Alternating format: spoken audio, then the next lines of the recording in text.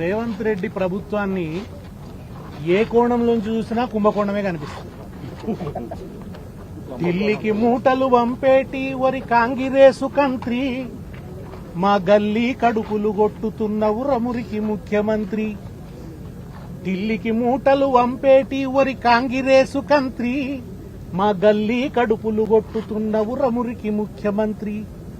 ఎప్పుడు చూసిన ఒర్రుడు చదువుడే ఓరి ముఖ్యమంత్రి, నీ కోటు వేస్తే మా కురిగిందేంది రమురికి ముఖ్యమంత్రి. 2 ఏళ్ల నుంచి చూస్తే ఏదో భూమి సూర్యుని చుట్టూ తిరుగుతుందంటారు, రేవంత్ సర్కార్ భూముల చుట్టూ తిరుగుతుంది. వచ్చింది మొదలు ఉత్తదే గాయి గత్తర మాటల దుమారం, పప్పు బెల్లాల్లాగా భూముల పందారం. ఇదే నడుస్తున్నది 2 సంవత్సరాలు.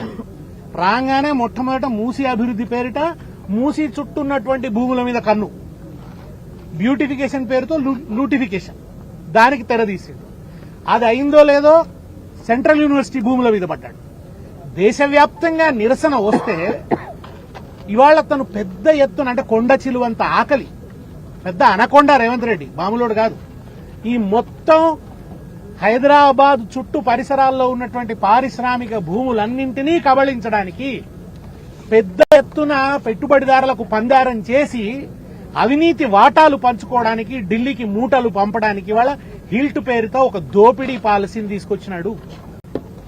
ఇదంతా కూడా తెలంగాణలో పారిశ్రామిక అభివృద్ధి జరగాలని చెప్పి స్వాతంత్రం వచ్చిన 2-3 దశాబ్దాలలో ప్రభుత్వాలు రైతుల నుంచి సేకరించి పరిశ్రమల వాళ్ళకి ఇచ్చిన భూములు, ఉచితంగా ఇచ్చారు భూములు, సబ్సిడీ రేట్లకు ఇచ్చినారు. ఎందుకు ఇచ్చినారు? ఈ ప్రాంతంలో అభివృద్ధి జరుగుతుందని చెప్పి. నిజానికి జరిగిన అభివృద్ధి కంటే ఎక్కువ కాలుష్యంతో అవస్థపడ్డది ఈ ప్రాంతం. చెరువులు పోయినాయి, వాగులు పోయినాయి, నీలం రంగు పిల్లలు పుట్టిండ్రు, ఎంతో మంది పర్యావరణవేత్తలు పోరాడిండ్రు. ఇప్పటికి కూడా కొనుక్కొని నీళ్లు తాగే పరిస్థితి. మిషన్ భగీరథ వచ్చిన తర్వాత కొంత ఉరట వచ్చింది కేసీఆర్ గారు వచ్చిన తర్వాత. కేసీఆర్ గారు ఎంతో ఆలోచించి బోర్లేస్తే కెమికల్ వాటర్, పచ్చటి నీళ్లు, ఎర్రటి నీళ్లు, ఈ పరిస్థితులలో కేసీఆర్ గారు ఎంతో ఆలోచించి ఆయన ఈ పరిశ్రమలన్నింటినీ కూడా మెరుగైన పద్ధతిలో ఈ పారిశ్రామిక వ్యర్థాలను ట్రీట్ చేసేటువంటి, అంటే సామూహికంగా అందరూ ఒకచోట ట్రీట్ చేయగలిగినటువంటి, అందరూ ఒకసారి పెట్టుబడి పెడతారు కనుక ఎఫిషియెంట్ గా దాన్ని ట్రీట్ చేసేటువంటి అవకాశం ఉంటుందని చెప్పి అక్కడ మన సిటీ అక్కడ ఏర్పాటు చేస్తే, ఫార్మా సిటీని ఏర్పాటు చేస్తే ఆ ఫార్మా సిటీని ఫ్యూచర్ సిటీ అన్నాడు. ఫ్యూచర్ సిటీ కాదు, అది అవినీతి క్రీచర్ సిటీ. ఆ ఫ్యూచర్ సిటీ పేరిట జరుగుతుందంతా రియల్ ఎస్టేట్ దందా. ఒక రియల్ ఎస్టేట్ బ్రోకర్ ముఖ్యమంత్రి అయితే ఏం జరుగుతుందో ఇవాళ జరుగుతుంది రాష్ట్రంలో. దాన్నంతా రియల్ ఎస్టేట్ దందా అమ్మేసుకుంటున్నాడు, ఆ ఫ్యూచర్ సిటీ భూములన్నీ కూడా. ఇవాళ అది చాలదన్నట్టు ఈ పారిశ్రామిక వాడల్లో ఉన్నటువంటి మొత్తం భూముల్ని కూడా అడ్డగోలు అప్పనంగా పప్పు బెల్లాల్లాగా పంచిపెడుతున్నాడు. ఇదంతా ఉత్త నంగనాచి వ్యవహారం. ఏదో SRO రేటు, దాంట్లో 30%, ఇదంతా కూడా ఉత్తదే బహానా పైకి చూపించడానికి. మార్కెట్ రేటు కోట్ల రూపాయలు, 100 కోట్ల రూపాయల్లో ఉంది ఒక ఎకరం. ఆ కోట్ల రూపాయల్లో ఉన్నదాన్ని అప్పనంగా పంచిపెడుతున్నాడు.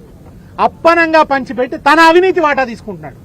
మొన్న జూబ్లీ హిల్స్ ఎన్నికల తర్వాత రేవంత్ రెడ్డికి బాగా అర్థమైంది, డబ్బులు పెట్టి ఎన్నికలు గెలవచ్చు, వచ్చే ఎన్నికల కోసం 1000 కోట్లు ఖర్చు పెట్టుకోవాలి, నా తరతరాల భవిష్యత్తు కోసం వేలాది కోట్లు చేసుకోవాలి, నా ముఠాకంతటికి కూడా తయారు. అలీబాబా 40 దొంగలు అన్నట్టు తయారైంది వాళ్ళ ఈ కాంగ్రెస్ ప్రభుత్వం. అటు ఢిల్లీకి వాటాలు పంపాలి, దానికోసంగానే వేసిన మాస్టర్ ప్లాన్ అన్నమాట. ఇది ఒక పెద్ద కుంభకోణం, దేశ చరిత్రలో ఎన్నడూ ఎరుగనంత కుంభకోణం. మొత్తం హైదరాబాద్ చుట్టూ ఇవాళ ఈ పారిశ్రామిక వాడల చుట్టూ జనావాసాలు వచ్చినాయి. కేసీఆర్ గారి ప్రభుత్వం వల్ల, ఈ భూములు 10 ఏళ్ల పరిపాలన వల్ల ఈ భూముల రేట్లు ఇబ్బడి ముబ్బడిగా పెరిగిపోయిన ఈ భూములన్నింటినీ కూడా ఇప్పుడు అప్పనంగా కట్టబెట్టి వాటిలోంచి ఆ డబ్బునంతా కూడా దోపిడీ వాటాలు తీసుకోవడం కోసం తెచ్చినటువంటి దుర్మార్గమైనటువంటి పాలసీ. ఇంతకుముందు కమలాకరణ చెప్పినట్టు, ఇస్తే ఆనాటి రైతులకు ఇవ్వండి, లేదా ప్రజా అవసరాల కోసం వినియోగించండి, ప్రజలకు పంచిపెట్టండి. ఎందుకు మీరు పారిశ్రామికవేత్తలకు పంచిపెడతారు? ఎవడువాడు ఇన్ని రోజులు ఆ భూమిని అనుభవించాడు, ఇన్ని రోజులు ఆ భూముల మీద లాభాలు సంపాదించాడు. ఇవాళ ఖాయిలా అని చెప్పి పరిశ్రమలు మూత వేశారు, వాళ్ళకు ఉద్యోగాలు లేకుండా చేసినారు. చివరికి ఇప్పుడు కోట్లాది విలువ చేసే భూమిని ఇష్టం ఉన్నట్టుగా అమ్ముకొని చెక్కేస్తామని అంటే చూస్తూ ఊరుకోవడానికి ప్రజలేమన్నా పిచ్చివాళ్ళ? మేము కళ్ళు మూసుకొని ఉన్నామా? ఇంత దుర్మార్గమా? పట్టపగలు ఇంత దోపిడియా? ఖాయిలా పడ్డ పరిశ్రమలే కాదు, ఇప్పుడు నడుస్తున్న పరిశ్రమల వాళ్ళకు కూడా ఇది పెద్ద అవకాశం.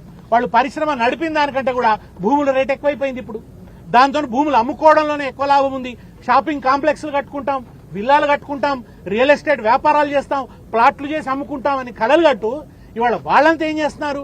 ఉన్న పరిశ్రమలు కూడా మూసేస్తారు. రేపు దాంట్లో కొద్దో గొప్ప ఉద్యోగాలు ఉంటాయి, ఆ కార్మికుల జీవితాలన్నీ కూడా రోడ్డున పడతాయి, వీధిన పడతాయి. ఉన్న పరిశ్రమలు పోతాయి, వాటి భూములు పోతాయి, కాయిలాబడ్డ పరిశ్రమల భూములు పోతాయి.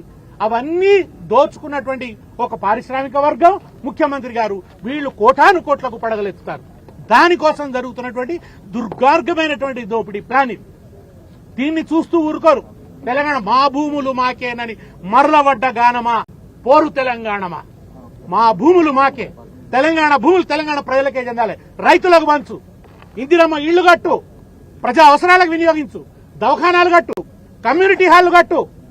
ఎన్ని రకాలు ఇవాళ నువ్వే అన్నావు కదా, ఏమన్నావు? తరతరాల ఆస్తులు ఇవి, వీటిని అమ్మితే ఎట్లా? ఎలక్షన్లకు ముందు నువ్వు మాట్లాడినావు. కేటీఆర్ గారు ఎప్పుడు అంటారు? ఎలక్షన్లకు ముందు రాము, అధికారంలోకి వచ్చినాక రేమో. ఎలక్షన్లకు ముందు ఈయన మాట్లాడింది ఏంది? శ్మశానాలకు కూడా స్థలాలు లేవు అని చెప్పి నువ్వే మాట్లాడినావు కదా. మరి వాళ్ళు నిజంగా కూడా శ్మశానాలకు స్థలాలు లేని పరిస్థితి ఎదుర్కొంటున్నారు కదా. ఎందుకు అమ్ముతున్నావు ఈ భూముల్ని? ఎవరికి కట్టబెడుతున్నావు ఈ భూముల్ని? ఇందుకోసమా నిన్ను ఎన్నుకున్నది? వచ్చింది మొదలు భూములు నమ్మడమేనా నువ్వు చేసే పని? భూగోళం సూర్యుని చుట్టూ తిరుగుతుంది, నువ్వు భూమిని అమ్మే దోపిడీ చుట్టూ ఇవాళ రేవంత్ సర్కార్ తిరుగుతున్నది. కనుక దీన్ని మనం కనుక అప్రమత్తంగా దీని మీద తెలంగాణ లోకం కన్ను తెరవకుంటే, దీన్ని నిరసించకుంటే తెలంగాణలో భూములు అంటూ లేకుండా పోతాయి. మొత్తం పారిశ్రామిక భూములన్నీ కూడా పెట్టుబడిదారుల పరమైపోతాయి, దోపిడీదారుల పరమైపోతాయి. దేనికోసమైతే తెలంగాణ తెచ్చుకున్నామో, దేనికోసమైతే పోరాడినామో దానికి అర్థం లేకుండా పోతుంది.